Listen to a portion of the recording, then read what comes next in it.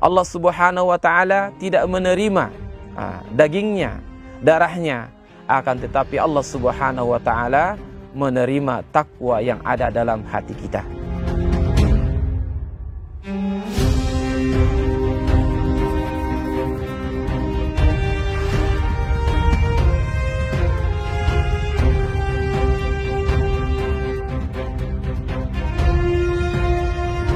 Bismillahirrahmanirrahim. Assalamualaikum warahmatullahi wabarakatuh. Alhamdulillah bi ni'mati tatimmus salihah.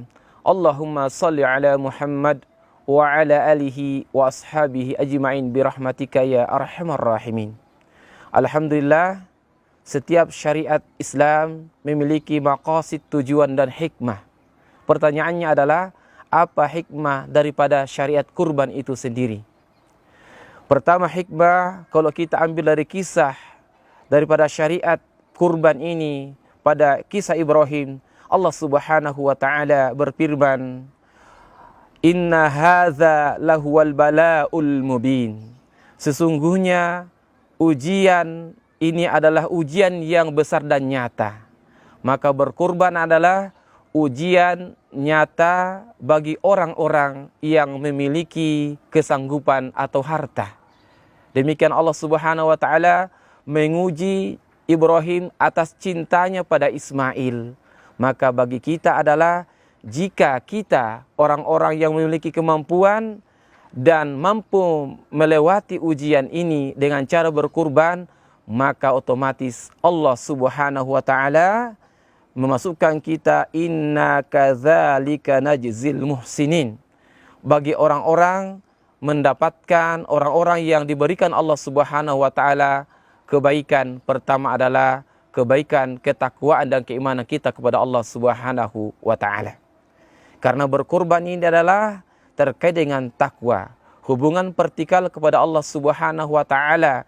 Allah Subhanahu wa taala tidak menerima dagingnya, darahnya, akan tetapi Allah Subhanahu wa taala menerima takwa yang ada dalam hati kita.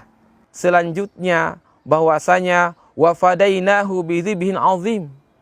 Yakinlah bahwasanya kurban yang kita lakukan, niscaya Allah Subhanahu wa taala ganti dengan pahala yang lebih banyak. Allah Subhanahu wa taala ganti harta kita yang kita kurbankan untuk membeli hewan kurban dengan harta yang lebih banyak. Di akhirat kelak nanti, maka Allah Subhanahu wa taala lewat Rasulullah sallallahu alaihi wasallam, dari hadis Aisyah radhiyallahu an, dari Imam Tirmizi mengatakan bahwasanya tidak ada amalan yang terbaik yang kita lakukan pada yaumil nahar, hari 10 sampai 13 Zulhijjah, itu kecuali menyembelih kurban. Pada hari kiamat kita datang membawa bulu, kuku hewan yang kita kurbankan sebagai bukti daripada pengorbanan kita. Maka Allah Subhanahu wa taala mengatakan adalah, insyaallah pahala kurban kita lebih cepat sampai kepada Allah Subhanahu wa taala dibandingkan dengan jatuhnya darah ke tanah.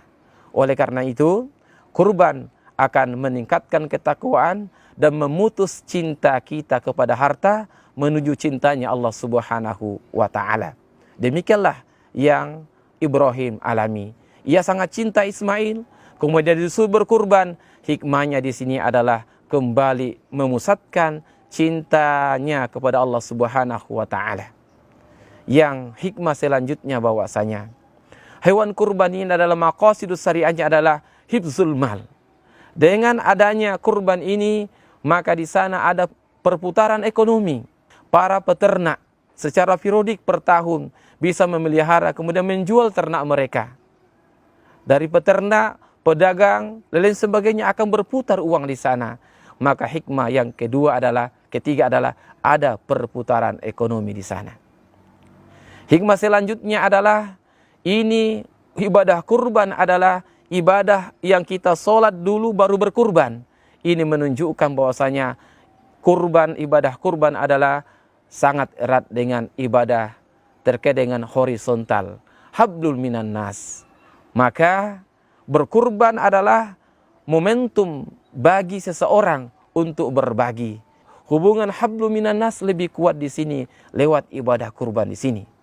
Kita dapat menghadiahkan bagi orang-orang tetangga kita, orang kaya dan sebagainya dari hewan kurban yang kita kurbankan, dan terlebih kita bisa berbagi ke orang-orang miskin. Hikmah selanjutnya daripada ibadah kurban itu adalah kita mendapatkan pahala yang besar dari Allah Subhanahu wa taala.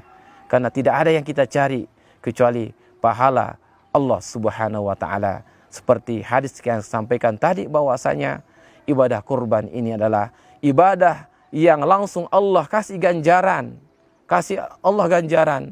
sebelum jatuhnya darah ke tanah.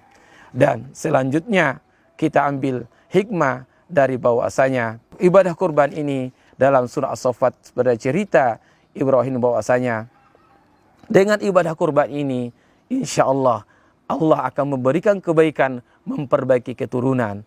Contohnya Ibrahim alaihissalam, anak keturunannya banyak dan dijadikan nabi. Inilah balasan daripada pengorbanan daripada Ibrahim. Dan terakhir adalah insya Allah dengan berkorban ini kita mendapatkan keberkahan. Wa barakna alaihi wa ala Ishaq. Insya Allah kita akan mendapatkan keberkahan dunia dan akhirat dengan kita berkorban. Semoga bermanfaat. Assalamualaikum warahmatullahi wabarakatuh.